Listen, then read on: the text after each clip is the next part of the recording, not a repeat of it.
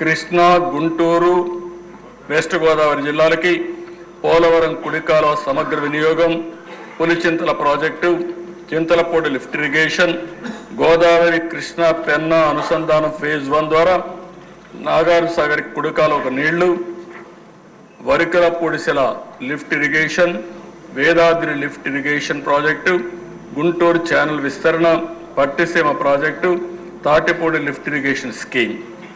ఇవి పూర్తి చేస్తే ఈ జిల్లాలో వస్తాయి.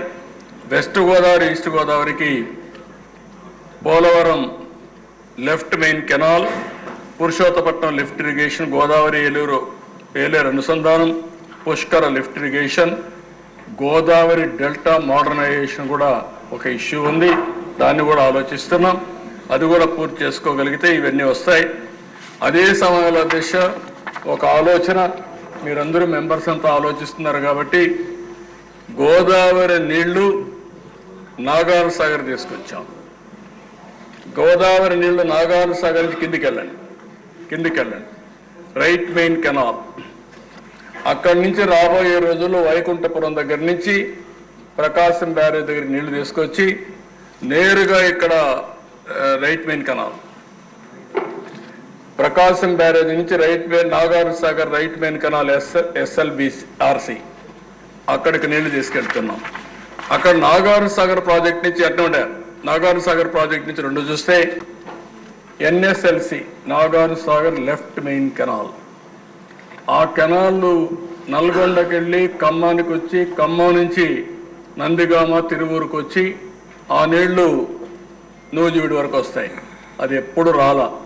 నా జీవితంలో ముఖ్యమంత్రిగా 14 సంవత్సరాలు ఒక్క సంవత్సరం తీసుకొచ్చా. డిఎస్పీలని అదే సమయంలో RDOల్ని రూట్ సూపర్వైజర్లుగా పెట్టి ఒక్క సంవత్సరం పుష్ చేయగలిగితే ఆ నీళ్లు వచ్చాయి.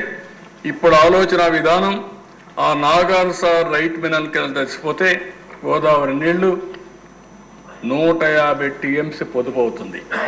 ఆ 150 TMC నీళ్లు పైన శ్రీశైలంలో పెట్టగలిగితే రాయలసీమ ప్రాజెక్ట్స్ మనకి ఇచ్చే పరిస్థితి వస్తుంది. Nagar Sagar right main canal తీసుకెళ్తాం. శ్రీశైలం నుంచి రెడ్ కలర్ ఉంది, అది వెలుగొండ. ఆ వెలుగొండ మీరు చూసినప్పుడు ఒక్క నిమిషం అక్కడ ఆ వెలుగొండ ప్రాజెక్ట్ ఉంది. ఆ వెలుగొండ ప్రాజెక్ట్ నాగార్ సాగర్ దగ్గర తీసుకుపోయినప్పుడు అక్కడే బొల్లాపల్లి వస్తుంది. ఆ నీళ్లు కానీ అక్కడ 2 కొండలు ఉన్నాయి. ఆ కొండల మధ్యలో బొల్లాపల్లి కడితే 150 TMC నీళ్లు బొల్లాపల్లిలో పెట్టే పరిస్థితి వస్తుంది.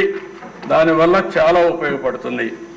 ఆ నీళ్లు 150 TMC నీళ్లు పెడితే నాగార్ సాగర్ కూడా ఆ నీళ్లు వెళ్ళిపోతాయి.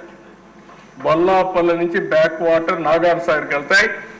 అక్కడి నుంచి వెలుగొండ దగ్గరికంటే ఆ పక్కకు తీసుకొచ్చి అక్కడి నుంచి నేరుగా బనకచెర్లకు తీసుకెళ్తాం. పైన కిందన బనకచెర్ల BHR అదేనా, బనకచెర్ల అక్కడికి తీసుకొస్తాం.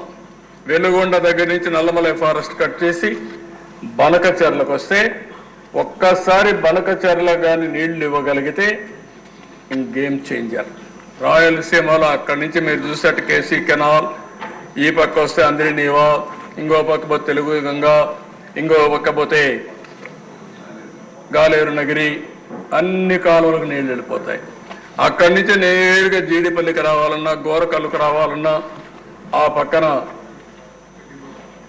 కందలేరు రావాలన్నా, సోమశిలకు నీళ్లు పోవాలన్నా మొత్తం పోయే పరిస్థితి వస్తుంది. అయితే ఊరికే కాదు ఈ ప్రాజెక్టు. మనం అడిగితే 70,000 కోట్ల రూపాయలు అవుతుందన్నారు. గోదావరి నుంచి కృష్ణాకు తీసుకొచ్చి, కృష్ణా నుంచి నాగార్ సాగర్ తీసుకొచ్చి బొల్లాపల్లి కట్టి అక్కడి నుంచి నేరుగా బనకచెర్ల తీసుకుపోవాలని 70,000 కోట్లు. ఈ 70,000 కోట్లు ఏ విధంగా వస్తుందో అందరూ ఆలోచించాల్సిన అవసరం ఉంది.